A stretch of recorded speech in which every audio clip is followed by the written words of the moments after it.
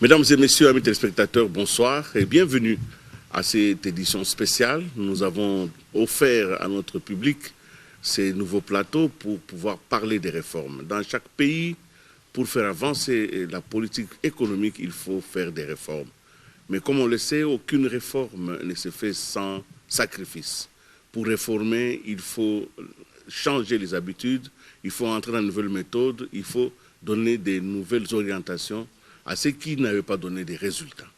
Aujourd'hui, nous sommes allés donc au Fonds de promotion de l'industrie. C'est une structure de notre État qui s'occupe de financer l'industrialisation du pays. Le pays n'est pas industrialisé et c'est une des raisons de son sous-développement. Il faut donc que le FPI fasse son travail pour que les Congolais, qui sont nombreux dans l'entrepreneuriat, puissent obtenir des subsides afin d'entreprendre et d'industrialiser. Il y a quelques semaines, des décisions importantes ont été prises au niveau du FPI parce que nous avons des nouveaux mandataires, un nouveau leadership, des décisions très fortes qui ont fait des remous dans la communauté et qui demandent par devoir de redevabilité une explication. De quoi s'est-il agi? Qu'est-ce qui a été décidé? Pourquoi a-t-on pris des mesures aussi radicales? Quels en sont les résultats?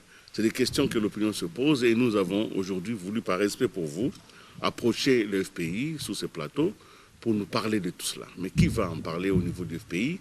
3 grands directeurs ont accepté de se retirer un peu des bureaux pour venir y répondre à des questions. Nous avons à ma gauche, à vous, à votre droite, amis téléspectateurs, M. André Ilali. Bonsoir. Bonsoir, M. Willy.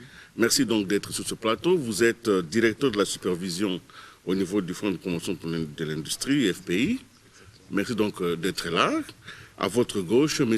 Ngoya Robert, vous êtes le directeur juridique. Vous connaissez donc les tenants et les aboutissants de toutes ces réformes au niveau du contexte et au niveau de la loi. Bonsoir et merci d'être là. Bonsoir, M. Et à l'extrême droite, à ma extrême gauche à moi, M. Jean-Claude Kalenga Makonga, bonsoir. Bonsoir.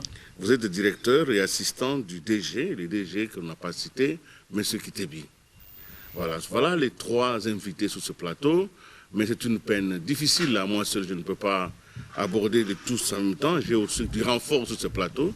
Et donc, 2 confrères qui sont avec moi aujourd'hui, à l'extrême droite, à votre extrême gauche, celui qu'on ne présente plus, Eliezer Ntambwe. Bonsoir. Bonsoir.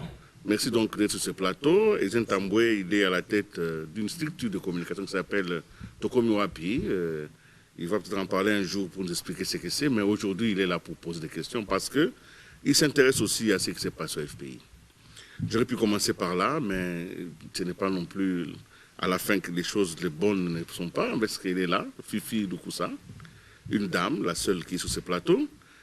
Fifi Lukusa, bonsoir. Bonsoir. Vous êtes journaliste et présentatrice de l'émission Economia sur la télé B1 Télévision. Tout à fait. Merci donc d'être là. Voilà pour le panel de ce soir.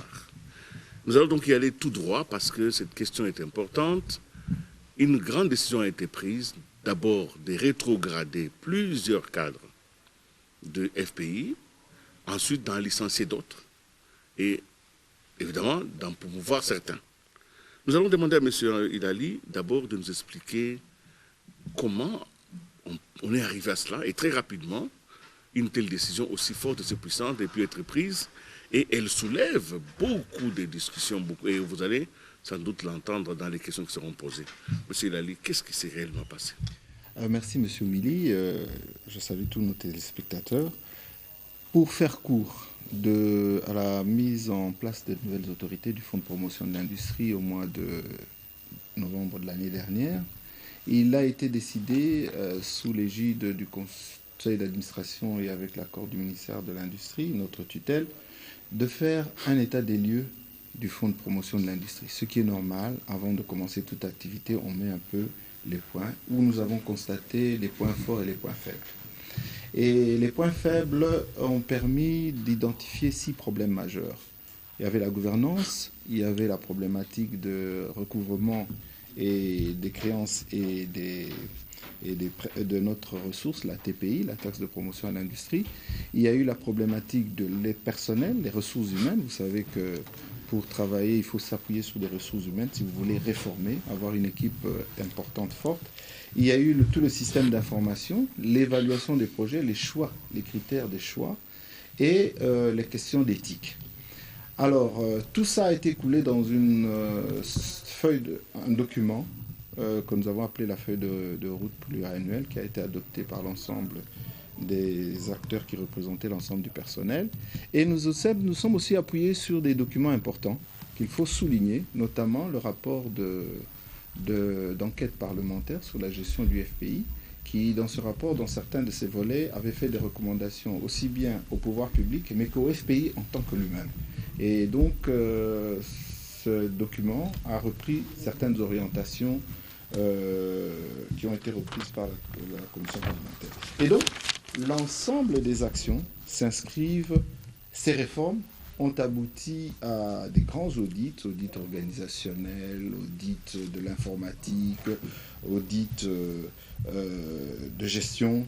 Et sur la question des ressources humaines, des orientations précises ont été prises, des décisions ont été prises. Parmi ces décisions, il était question de revisiter les grades, de refaire le contrôle des titres académiques et de planifier le renforcement des capacités des effectifs.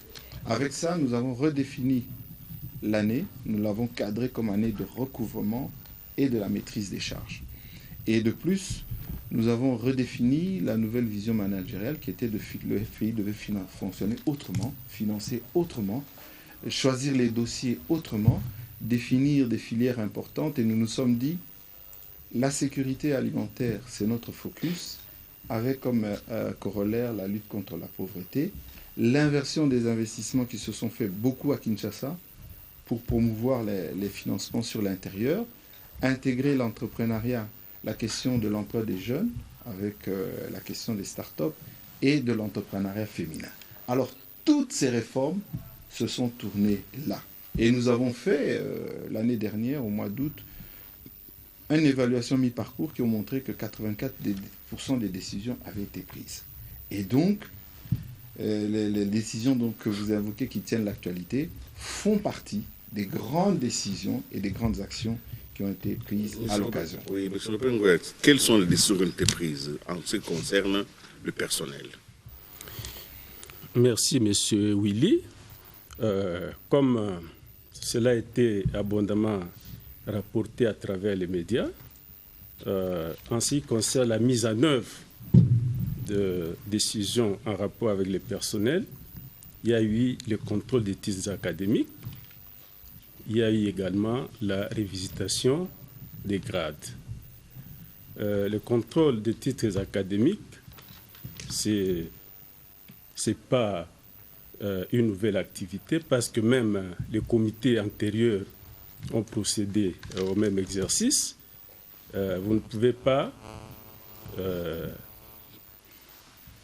demeurer dans une entreprise sans remplir les conditions, les critères. Lorsque vous signez votre contrat avec l'entreprise, il y a des conditions à remplir. Parmi ces conditions, il y a la détention du titre académique.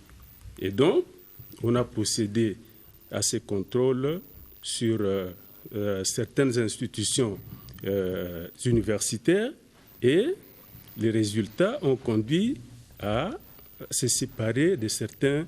Vous avez découvert qu'il y a des gens qui n'avaient pas de diplôme. Tout à fait. Qui avaient présenté des faux diplômes. Et donc, normalement, ces gens-là devaient faire l'objet même des poursuites pénales parce que ces institutions-là ont confirmé qu'elles n'étaient pas... elles n'avaient pas délivré les titres qui avaient été présentés au FPI au moment de l'engagement de ces agents. Ça, c'est les volets contrôle des titres académiques. Alors, l'autre mesure a porté sur la rétrogradation.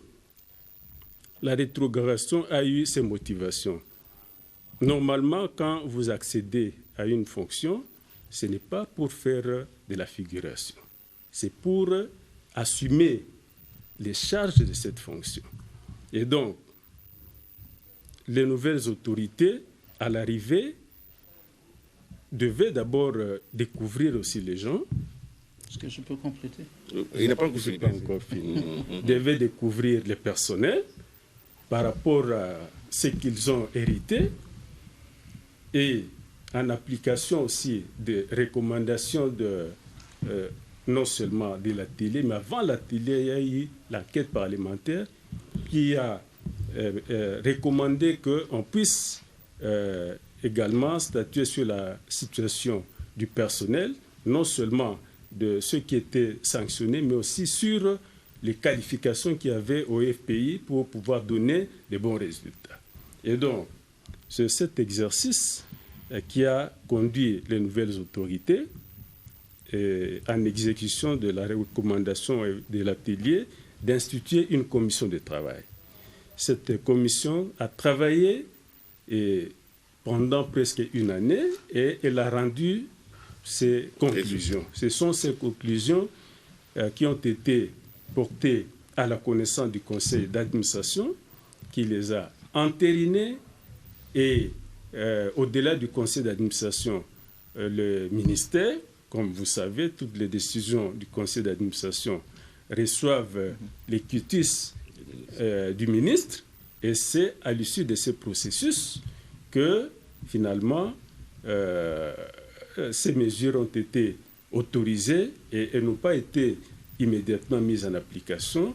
Le conseil d'administration lui-même a institué une commission spéciale qui a échangé avec les personnes concernées pour annoncer ces mesures et les rassurer que ces personnes ne quittaient pas l'entreprise, que plutôt... Des colonels et redevenaient sergents-majors. Voilà. Monsieur Kalinga, sur la même question et puis nous allons passer aux amis. Voilà, je voulais simplement préciser le contexte dans lequel les nouvelles autorités sont arrivées au FPI. Vous avez la commission d'enquête parlementaire qui a rendu ses conclusions et dans la foulée, il y a des nouvelles autorités qui arrivent. Mais les nouvelles autorités n'arrivent pas sans pour autant faire le constat des lieux. Et le constat des lieux, d'abord, on prend en compte les observations qui ont été et les résolutions des enquêtes parlementaires, qui sont des résolutions pertinentes et qui aidaient le FPI et qui a révélé beaucoup de faiblesses dans la gestion du FPI. Les nouvelles autorités demandent à ce qu'il y ait un état des lieux. L'état des lieux a été, les ateliers ont été conduits par les agents, avec des invités extérieurs qui sont les anciens mandataires et d'autres professionnels du secteur. Ils sont arrivés à l'atelier et les recommandations, les résolutions ont été formulées par les agents. Donc les nouvelles autorités n'ont été en principe que des observateurs. On a fait tout le diagnostic et c'était, moi j'appelle ça de l'auto-flagellation, pratiquement de l'auto-critique. Et les agents toutes ces résolutions ont été coulées sous forme d'une feuille de route. Et c'est cette feuille de route que le FPI est en train d'exécuter. Et dans l'exécution, comme disait mon collègue, 94% des résolutions ont été exécutées, mais celle qui est beaucoup plus sensible, parce qu'elle touche sur l'aspect social, on ne voulait pas se faire des accommodations entre nous, cette résolution, il y a une commission qui avait été demandée qu'elle soit mise sur pied, et la commission a travaillé de manière anonyme, en commençant par les numéros matricules.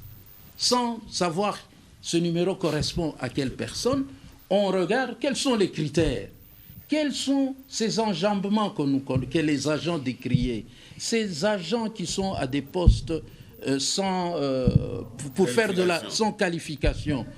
Et les mêmes résolutions ont demandé aux nouvelles autorités de pouvoir poursuivre le contrôle des titres académiques. Parce que ces contrôles des titres académiques, dans un passé très récent, les anciennes autorités du FPI ont dû même licencier qui enfants du PCA, qui des autres mandataires, licenciés, révoqués, parce que le contrôle, qui est un contrôle permanent, a fait ressortir ces faussaires. Merci. Donc on n'a fait que continuer, et c'est dans la continuité que nous sommes. Nous avons compris, vous êtes bien complété et nous pouvons donc passer à des questions de précision. Je voudrais donc donner la parole à notre collègue, confrère Eliezer Tamboué pour ces questions. Merci beaucoup. La première question, je suis très content de me retrouver en face des juristes qui viennent représenter ici le FPI.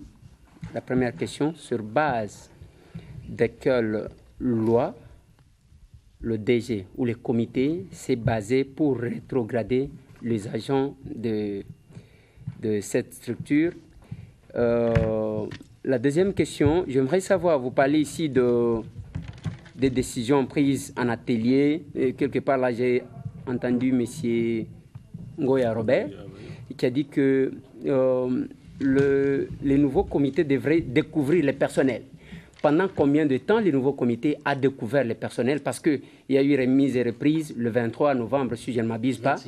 Le 26 novembre, si je ne m'abuse bien. Et que l'atelier a été convoqué le 15 décembre. Non, de 26 au 29. Oui, un mois, disons. Juste un mois après. Le FPI a combien d'agents? Est-ce que le nouveau comité, a eu le temps de connaître, de découvrir effectivement les agents, ou c'est quelque chose fait en précipitation? Oui, je peux répondre. Allez-y. Oui, M. Eliezer, la base, d'abord, nous agissons sur base de la convention collective, mais il y a aussi ce qu'on appelle les us et coutumes. Ça veut dire, dans la convention collective, on procède à des promotions suivant des critères bien précis. Mais il y a aussi l'appréciation de l'autorité pour certaines fonctions. Il ne suffit pas de remplir les conditions d'ancienneté parce que vous avez 3 ans, vous pensez que automatiquement vous avez droit à une promotion, surtout à des grades de direction ou de commandement. Parce que si on devait faire des promotions sur cette base, après autant d'années, on aurait... tout le monde deviendrait directeur, même les chauffeurs, ce qui n'est pas le cas. Donc, les critères qui sont fixés pour les promotions doivent être observés. Voilà. En même temps, il y a aussi l'appréciation de l'autorité. Et vous dites que les autorités ont eu combien de temps pour observer? Pour découvrir. Pour découvrir. Ouais. L'atelier a eu lieu au mois de décembre 2016, mais la décision de rétrogradation est intervenue 1 année après. Ça veut dire, en dépit de la recommandation, les autorités ont eu le temps de s'imprégner du rendement des gens. Et qu'est-ce qui a été constaté? Pendant ce temps, la commission était à pied d'œuvre, mais je pense qu'il appartenait à chaque agent, chaque travailleur, chaque cadre de se défendre dans son domaine. Mais on a noté des cas de cadres qui avaient des promotions,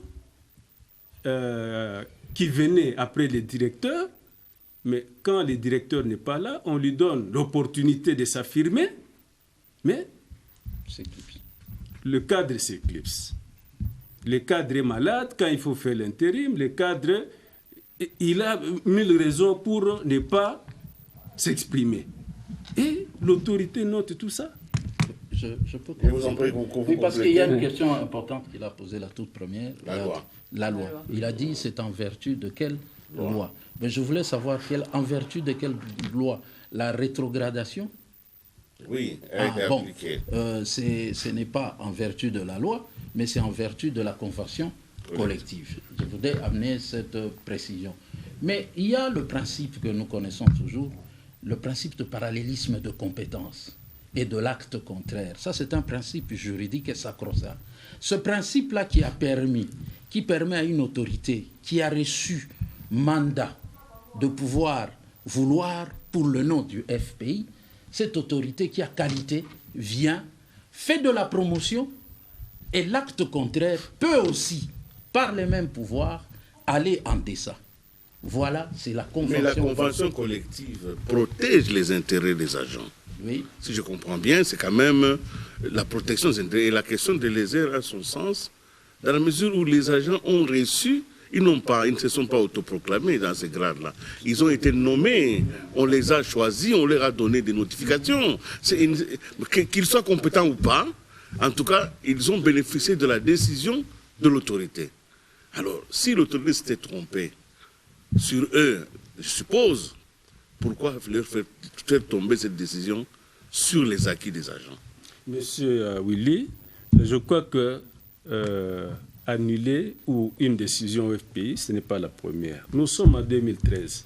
Les conseils d'administration décident de promouvoir certaines personnes, certains cadres. On notifie et on félicite les premiers. Ils travaillent 2 semaines après, une décision du Premier ministre intervient pour dire non, pendant cette période, il n'y a pas de promotion. Et les mêmes autorités du FPI notifient aux cadres et agents qui avaient été promis il y a quelques instants de l'annulation de ces décisions. Ces cadres-là ont attendu 2 ans quand on a levé cette mesure en 2015 pour recouvrir. Et donc, les droits acquis, ce n'est pas une actualité. En 2013, les autorités qui étaient en place avaient promis aussi des gens. La décision, là, elle est annulée. Il y avait aussi des remous, ça et là. Mais ceux qui étaient concernés, ils ont accepté pour recouvrer ces droits-là 2 ans après. Je voudrais... je ne fais pas... Vous allez revenir. Je voudrais donner la parole un peu à M. Hilary. M. Lézard, parce qu'il a posé une question très importante sur comment les autorités ont pu percevoir les performances des agents et cadres. Les cadres, c'était facile parce que nous siégeons au comité de direction et tout le monde a fait l'exercice de parler de ça. Mais la direction aussi a fait l'exercice en disant, mais on vous voit, vous, je vais aller vers les agents. Je vais parler aux agents. Et donc, souvent, il a été organisé par le management des rencontres avec les agents en allant vers les bureaux, où on s'est rendu compte que certains agents avaient plus de maîtrise que leurs responsables. Et qu'on s'est rendu compte qu'il y avait des agents qui avaient même des maîtrises de stratégie, puisque nous parlons des réformes, dans le domaine du recouvrement. Ils avaient des informations dans le monde de la perception de la taxe. Et donc, on s'est posé la question. La véritable question pour un enjeu, pour atteindre un objectif, c'est d'avoir, comme dans une équipe de football, the right man at the right place. Donc, je ne sais pas si je me fais comprendre. Oui. Donc, quelle est la stratégie, quel personnel, quel effectif je peux avoir qui me rend efficace, comme on a vu les classicos cette semaine, pour atteindre l'objectif que je veux. C'est ça la grande équation. Alors, M. Kang, vous allez terminer. Il va répondre à sa parole, parce que le temps passe vite. Hein. Je voulais parce que... on a beaucoup de questions aussi. Oui, je voudrais résumer là. Par votre intervention, vous voulez fustiger les droits acquis. Vous voulez, en fait, relever cela. Mais je voudrais attirer votre attention. Les droits acquis s'entendent ou se sous-entendent des droits régulièrement acquis en vertu du principe, un principe de droit, fraude omnia corrumpti. La fraude corrompue. Étant donné que même si vous avez été dans une fonction, et qu'on constate qu'il y a une faute, il y a une irrégularité, eh bien, un des éléments constitutifs de droits acquis fait défaut. Ça annule le tout. Et du fait que ça annule le tout, mais j'aimerais quand même que vous faire une illustration. Je pense aujourd'hui, admettons que Ndeko Eliezer, demain, comme il est demain, devienne DG de la DGDA, content de cela, et en considérant qu'il est doté de tous les pouvoirs, il regarde son fils qui vient de finir à l'Académie de Beaux-Arts et qu'il fait beaucoup d'œuvres, il nomme le gars directeur, au FPI, le nomme directeur financier.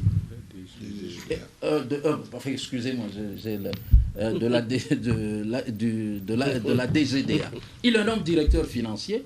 Une année après ou 6 mois après, Ndeko Eliezer, qui n'est plus à ses fonctions, et qu'on interdise à son successeur de pouvoir vérifier la régularité de cette ascension, fulgurante soit-elle, et puis dire qu'on vient lui opposer le droit acquis. Non, j'étais... Non, je crois que nous devons pas... Merci. C'est une question importante, mais il n'est pas la seule. Eliezer, encore une dernière question avant de repasser à Fifi aussi. Merci beaucoup. 2 petites questions, Willy Kalingay. J'ai aimé ce que M. Ngoy a dit. Il a dit on ne peut pas promouvoir quelqu'un en fonction des temps qu'il a mis au grade de directeur ou au grade de commandement. Mais je ne sais pas quelles sont les modalités pour des recrutements au sein du FPI. Parce que là, nous venons d'apprendre qu'il y a eu recrutement. En dépit de tout ce que vous dites, il y a M. Nzambi Kisungu qui a été recruté. Il est d'ailleurs le frère du DG, si je ne m'abuse pas, peut-être que vous allez l'affirmer. Il est matriculé 00813. Et le monsieur, nous avons appris qu'il était à l'ANER, au renseignement, comment est-il devenu là-bas. Et il est âgé de 59 ans. Il y a Madame Mbotika Pascaline qui a 55 ans, recrutée au grade de directeur. Il y a M. Mabrouki, je vais citer quelques noms seulement. Mabrouki, âgé de 50 ans. Non. Bon, ok. Recruté comme fondé de pouvoir. Ici, ma question c'est de savoir, que dit la loi, que dit le règlement de FPI en ce qui concerne le recrutement par rapport à l'âge et aussi par rapport au grade? Est-il possible de prendre quelqu'un comme ça, lui pomper le grade? Vous ne faites pas ce que vous avez rejeté. Okay. Deuxièmement, je vous vois là, vous êtes 2 juristes, vous avez été avec M. Pierre Kouete, qui est juriste comme vous. Pourquoi 2 poids 2 mesures? Vous êtes resté là et lui est tombé. Parce que vous 3, vous êtes, vous 2 et lui, juriste, mais celui-là, comme peut-être il est le frère, l'exemple que vous venez de donner, le frère à celui qui est sorti, il fallait le couler tout de suite. Pourquoi 2 poids 2 mesures? J'aimerais prendre... Tout en précisant que cette émission va clarifier, il ne faut pas la personnaliser. Justement, quand bien même, je reconnais la liberté d'Eliezer de poser des questions précises, mais restons dans les principes et répondez quand même à cette question. Dans les principes, vous avez évoqué des personnes, mais les personnes qui vous ont informé ne sont pas allées au fond des choses. Les personnes que vous avez citées ont des contrats à durée déterminée. Les personnes que vous avez citées, des contrats à durée déterminée pour des tâches précises. Je commence. Nous sommes arrivés dans un environnement différent. Aujourd'hui, je peux vous dire que dans le domaine du recouvrement, nous avons des difficultés, même à retrouver certains promoteurs qui, dans un passé récent, venaient à obtenir des financements. Nous devons faire appel à l'expertise des personnes qualifiées. Nous avons réussi aujourd'hui, pendant que des personnes étaient en train de se soustraire aux lois de la République pour s'échapper et mettre à l'abri l'argent qu'ils ont reçu et autres, grâce, je ne ferai pas citer de choses ici, grâce à l'expertise de ces personnes-là, pour lesquelles nous avons signé de contrats, les nouvelles autorités ont signé de contrats à durée déterminée, encore qu'il ne faut pas qu'on cite, parce que nous allons à la 2e personne, vous avez cité Madame Mbotika. Mais est-ce que vous savez l'expertise que représente cette dame? L'enquête parlementaire reproche des passations de marché à la tête du client, de gré à gré. Nous n'avons jamais eu au FPI d'experts en passation de marché. Nous avons débauché, et le débauchage a un prix. Le débauchage, ce n'est pas une personne qui vient comme demanderesse d'emploi. Le débauchage, les nouvelles autorités vont vers cette personne a une expérience que je n'aimerais pas étaler ici, avant cela dans les institutions. Vous êtes allé chercher Neymar pour rester dans le projet. Et aujourd'hui, elle est en train de former, elle est dans un contrat à durée déterminée. Elle est en train de créer une structure qui n'existait pas au FPI, de passation du marché, qui est une structure obligée par la loi, qui est légale. Cette structure-là. Je vous cite, mais on se trompe même par rapport... Si vous pouvez terminer avec M. Kouété... Vous citez... Kouété, il a cité un certain maître, un juriste. Bon, il a cité... Je n'aimerais pas aller dans les noms, parce que si je commence à en citer, nous allons retrouver une famille. Rien que les noms, si je commence à faire la liste, nous allons nous retrouver avec des noms dans les familles, les belles-sœurs, les ceci. Je n'aimerais pas couler dans ces aspects. Je crois que User a eu les réponses. Vous avez donné les réponses qu'il faut par rapport à cela. Mais justice veut quand même que Fifi Doukoussa pose sa question. Nous, on peut revenir à une deuxième étape parce qu'on a encore quelques minutes. Hein. Vous avez encore le temps de reposer des questions. Fifi, je vous en prie. On peut changer même de sujet. Hein. À moins que vous ayez un autre sujet, une autre question sur la question. Non, je veux, avant d'arriver à un autre sujet, je voudrais quand même parler de ces créances. 150 millions de dollars à recouvrer auprès de vos débiteurs. Depuis 2015, l'Assemblée nationale a été s'est saisie du dossier, mais jusque-là, vous n'avez encore rien recouvré. Comment est-ce que vous pensez... Quelle est la politique que vous avez mise en place pour essayer de recouvrer toutes ces créances? Monsieur Hilali, je peux commencer à répondre. Merci Madame Fifi pour cette question qui est très importante, qui est pertinente, parce que ça faisait partie du rapport formel et ce n'est un secret pour personne. Le rapport a même stipulé, vous avez été même gentil avec nous, 162 millions. Ouais. Donc, par rapport à ça, je vous ai dit que dans les réformes, il y avait cette question, recouvrement des créances.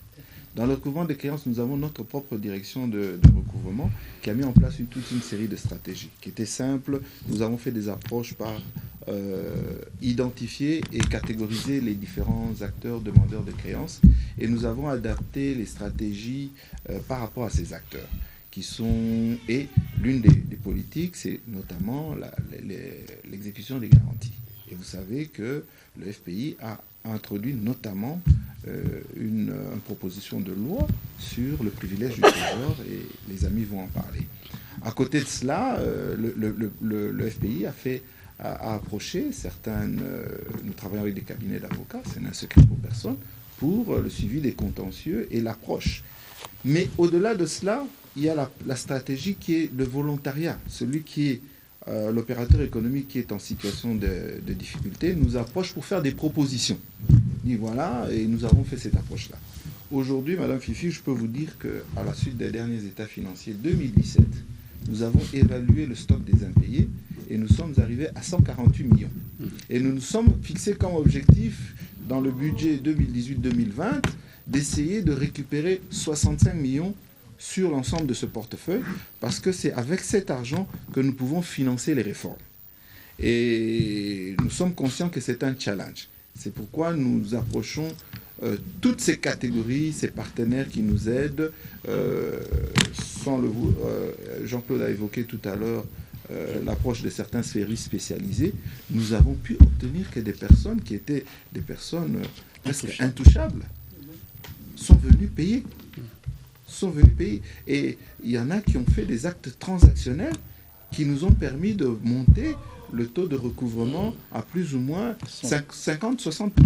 Quand vous dites intouchables, vous pensez aux hommes politiques, hein, parce non, que pas nécessairement. Il y a la des liste du Parlement économiques assez forts, de grandes entreprises ici du pays qui sont parfois... Mais il y avait quand même une liste qui a circulé à l'époque, qui citait des députés, des ministres, etc. et tout ça. Je peux vous rassurer, les hommes politiques, nous avons changé de paradigme nous-mêmes, en ne les considérant pas comme hommes politiques, mais comme opérateurs économiques. D'abord, premièrement, nous-mêmes, nous intérioriser. Deuxièmement, ils constituent à peu près 10% de ces impayés. Très bien.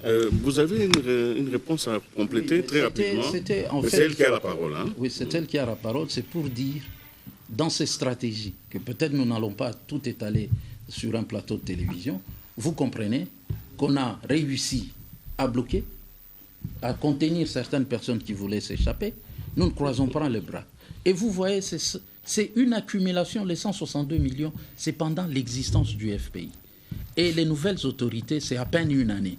On est en gestation, il faut mettre des stratégies en place, redynamiser et motiver les agents à se mettre réellement au travail, parce que ici, nous sommes dans la gestion des résultats.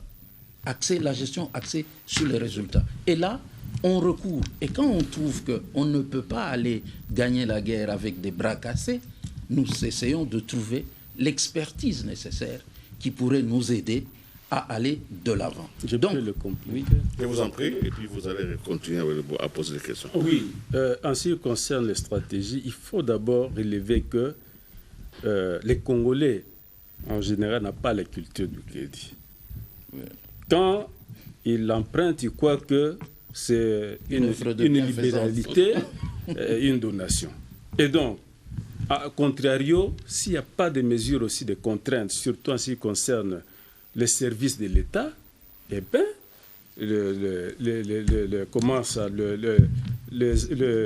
montant donné en crédit, il reste impayé, irrecouvré. C'est comme ça que mon collègue Ilali ici a parlé de la recherche du privilège du trésor par l'FPI. Le privilège du trésor, c'est en réalité une contrainte que le FPI voudrait avoir pour lui permettre de se passer aussi des procédures ordinaires. Parce que, bon, vous n'avez aucune contrainte, quelqu'un ne vous a pas payé, vous faites des bruits, vous recourez aux procédures, aux mécanismes judiciaires qui vous bloquent et vous ne savez pas recouvrer. Alors que si le FPI a fait l'objet du contrôle parlementaire, c'est parce qu'il gère les fonds de l'État. Donc vous, les journalistes, vous avez aussi le devoir de soutenir le FPI pour l'obtention de ces privilèges du trésor, de cette contrainte, au lieu de tirer tout le temps à boulet rouge sur le FPI. Il faut aider le FPI. Une autre question. Et là, il est en train de faire la propagande déjà. Bon. Je suis heureuse d'apprendre que vous démarchez pour obtenir ce droit au privilège de trésor. Nous sommes en plein mois de la femme et parmi les recommandations que vous avez pu énumérer, parmi les réformes qui vont être adoptées, vous avez parlé de l'entrepreneuriat féminin. Je voudrais savoir qu'est-ce que vous envisagez exactement pour promouvoir l'entrepreneuriat féminin. Merci Madame Fifi. Je peux répondre avec assurance que dans nos objectifs de financement, dans le financement autrement, nous avons décidé, pour bien situer l'entrepreneuriat féminin, de faire un financement par approche des chaînes des valeurs. C'est-à-dire que nous avons constaté que les projets pris isolément, l'une des difficultés des projets industriels, c'est qu'on ne tient pas compte des autres intervenants sur la chaîne. Et ça pose un problème. Je parle d'un problème simple, par exemple l'approvisionnement. Si vous ne l'intégrez pas, l'opérateur peut être en difficulté. Deuxième axe, c'est l'entrepreneuriat des jeunes. Donc, stimuler. Comme vous le savez, il faut renouveler aussi la classe d'entrepreneurs. Et troisièmement, c'est l'entrepreneuriat des femmes. Elles ont un dynamisme, c'est un secret pour personne. De la femme maraîchère à la grande entrepreneur. Et nous avons constaté, en étudiant notre portefeuille des impayés, que parmi les personnes qui étaient engagées quand ils prennent les crédits, la femme entrepreneur a l'avantage d'être presque respectueuse des engagements. Et même quand elle est en difficulté, elle ne s'éloigne pas de l'institution, elle approche l'institution avec franchise et essaye avec l'institution de trouver des solutions. Lorsque nous avons fait la cartographie du pays, nous avons constaté qu'à l'Est, les femmes ont un avantage certain dans des entrepreneuriats qui nous étonnaient même dans des domaines apparemment difficiles. Le ciment, le transport, les usines manufacturières, savonnerie. Nous avons même un projet d'une dame dans la câblerie, la tuyauterie. Et donc, nous avons dit, dans notre budget, il faut que d'ici 2020, 15% des interventions concernent l'entrepreneuriat. De la grande entrepreneuse avec des effets propagateurs sur la femme maraîchère. en lui apportant peut-être des instruments mutualisés, etc. Et deuxièmement, au cours de cette année, à l'occasion du mois, et nous vous disons déjà bonne fête pour le mois de la femme, nous avons décidé de fédérer ces femmes dans un atelier où des femmes vont expérimenter, parce qu'il faut identifier. Le FPI a décidé de ne plus financer seulement du tout venant, mais de faire des études avant de financer. Donc, et d'aller vers eux. Voilà. Et de porter à leur intention des projets déjà presque tout faits dans lesquels on intègre. Donc c'est l'action majeure. Nous avons épuisé 90% de notre temps. Wow. Alors je vous demande donc de mettre vos ceintures parce que nous allons atterrir maintenant et de regagner vos sièges. Alors je vais donner la parole très rapidement à Eliezer pour sa dernière question. Et puis j'aurai ma dernière avant de clôturer. Merci Willy. Ma dernière question a deux volets. D'abord, c'est quand on constate une faiblesse dans le rang de ces forces qu'on fait recours aux mercenaires. C'est quand on constate qu'il y a l'incompétence à l'intérieur qu'on recourt à l'extérieur. Ici, vous avez vanté les compétences et qualités de gens que vous avez recrutés, mais nous constatons en dépit de ça que vous avez encore des structures externes à qui vous avez fait recours. Deux cabinets, il y a le cabinet Mouchangola, et il y a le cabinet Nyoka, et aussi le retraité de FPI qui ont monté leur cabinet que vous avez qualifié de bureau d'études. Mais non, en recourant toutes les compétences qui devraient se manifester au sein du FPI, c'est ce que vous avez confié au cabinet extérieur. Ce n'est pas un aveu de faiblesse du fait que vous avez recruté les gens qui ne sont pas compétents et que vous-même vous vous reposez parce que ce sont les autres qui travaillent avec votre place. Et je vais... Deuxième volet. Deuxième volet de ma question. Et comment trouvez-vous, avec tout ce qu'il y a eu comme procédure judiciaire contre, pas seulement, je ne peux pas parler en termes de comité, contre l'individu qui est votre DG, est-ce qu'il va s'en sortir par rapport à cette action judiciaire lançant en justice contre lui, par rapport à ce dont on parle sur ce plateau? Premier volet, vous dites qu'on a recouru à des cabinets extérieurs. Je crois que dans la vie, quand vous venez, vous faites un constat et vous constatez que vous avez peut-être dans vos émissions quelques faiblesses qui ne vous permettent pas d'être au top. Il ne faut pas avoir honte de recourir à l'expertise extérieure. Les cabinets que vous citez, je crois que c'est ici chez nous où c'est même étonnant que de voir les deux directeurs et retraités dont vous parlez, des ingénieurs et spécialistes en agroalimentaire. Nous avons des cadres chez nous, dans toutes les institutions et dans les standards internationaux comme nationaux. Vous recourez d'abord à moindre coût, plutôt que des expertises même extérieures, vos propres anciens et vos propres compétences qui sont là. Ils viennent encadrer, ils connaissent d'abord la boîte, ils viennent encadrer des jeunes gens. Et ces études qu'ils ont faites, qui coûtent 3 fois moins cher que ce que ça devrait l'être, et vous recourez à ces expertises. Nous avons, vous savez que notre principale ressource, c'est la TPI. Elle est compliquée dans sa mobilisation et autres. Donc il faut avoir de l'expertise en matière douanière, il faut avoir l'expertise dans ceci. Et vous venez, vous constatez que les recettes sont en baisse, vous constatez qu'il y a des coulages de recettes, vous recourez à des expertises qui sont avérées en matière de calcul des TPI locales. Vous consommez en même temps parce qu'il y a les 20%, les 10%, les 30 000 par mois. Non, les 30 voilà. Là encore il ne faudrait pas prendre des informations. Vous êtes un spécialiste.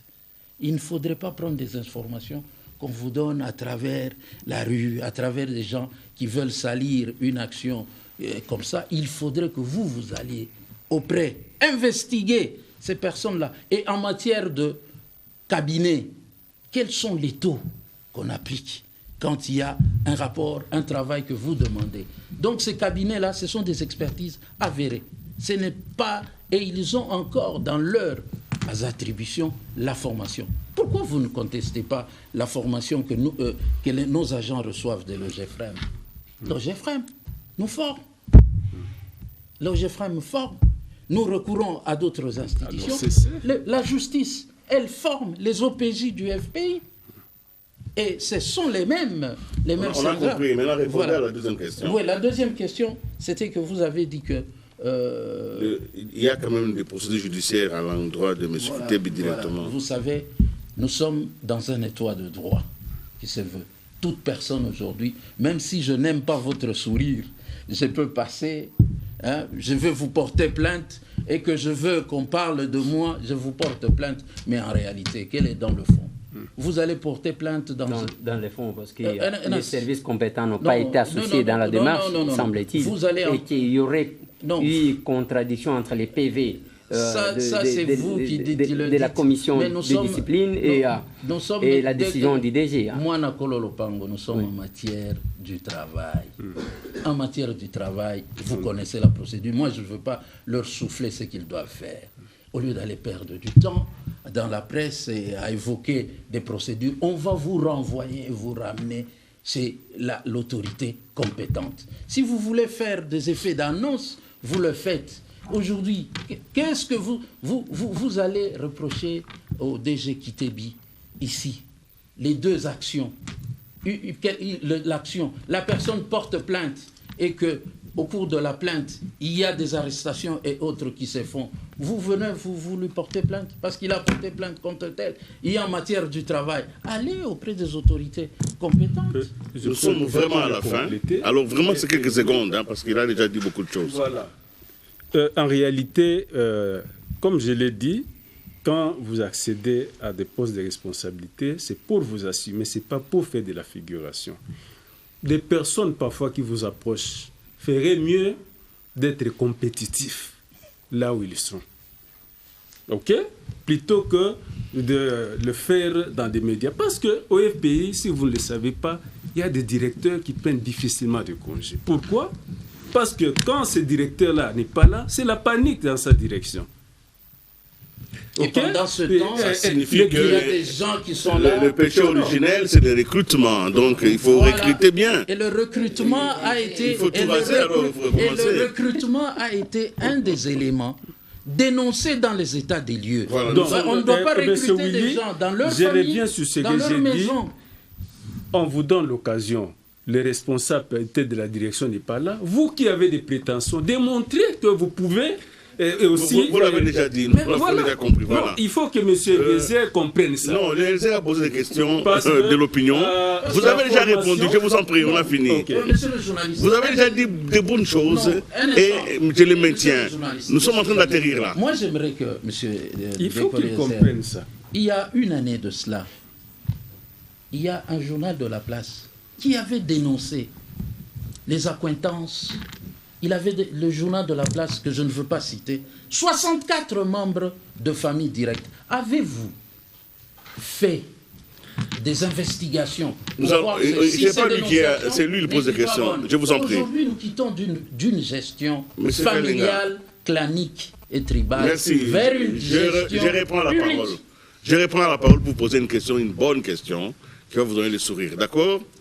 Nous sommes en train de terminer cette émission. C'était important que ces questions soient posées parce que, évidemment, au fond de promotion de l'industrie, c'est l'argent du contribuable. C'est notre argent. C'est pas l'argent des DG ou des directeurs qui sont ici. Absolument. Alors, évidemment, il y a une méthode Koutébi. On termine par là. On le voit en tant que DG du FPI. Est-ce qu'il a besoin d'aller sur terrain, de traverser des rivières dans des pirogues, de prendre des risques physiques lui-même pour aller sur le terrain pour vérifier? Ça rime à quel type de philosophie de gestion? Vous êtes tout le temps avec lui d'ailleurs parce que vous prenez les risques. Et c'est cette question-là qui va terminer l'émission. Voilà. Sa méthode est simple. C'est la participation. On fait participer tout le monde. Les décisions sont prises au niveau du comité de direction chaque lundi avec la participation de tous les directeurs. Il y a la responsabilité. Nous devons être responsables et nous assumer par rapport aux actes que nous prenons. Et la redevabilité. L'argent de l'État, cette entreprise n'est pas une entreprise d'individus ou de privés ou d'une famille. Nous devons être redevables. Et si ils descendent sur terrain, les descentes sur terrain, en fait, ces histoires de rester dans les bureaux climatisés, ça, il faut savoir. Je vais vous donner des illustrations. Nous sommes descendus sur le terrain. Une personne vous dit qu'il est en train de monter ou de faire telle ou telle chose. Les rapports, on en a eu. Et on constate que la mauvaise évaluation et analyse des projets a été à la base des impayés qui créent un portefeuille toxique. Et c'est ça, ce passé que véhicule le FPI. La nouvelle direction ne veut plus de ça. Ne veut plus de ça et on descend. Merci, on me signale qu'il faut arrêter. Alors, M. Lali, 3 mots. Premier mot, les nouvelles valeurs du FPI, le professionnalisme, la détermination, la créativité, il faut innover, sortir des sentiers battus, et puis les questions d'éthique. Le pays a besoin de nouvelles valeurs. Merci beaucoup. D'abord, je remercie Eliezer et Fifi Loukoussa de leur participation à ce plateau qui a été très animé et très chaud. C'est ça aussi notre devoir. Il faut secouer, hein, n'est-ce pas? Et je vous remercie surtout vous qui avez accepté de répondre à ces questions. Votre travail, c'est d'aller recouvrer la TPI et de financer les industries, pas forcément de venir sur le plateau pour expliquer, mais vous devez, de temps en temps, expliquer. Ce plateau est ainsi terminé. Cette émission qui vous a été offerte ce soir, nous avions l'ambition d'apporter chez vous l'information nécessaire pour comprendre les tenants et les aboutissants des dernières réformes intervenues au niveau du Fonds de promotion pour l'industrie.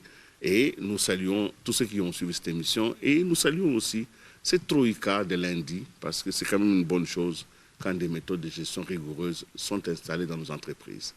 Au revoir et à la prochaine.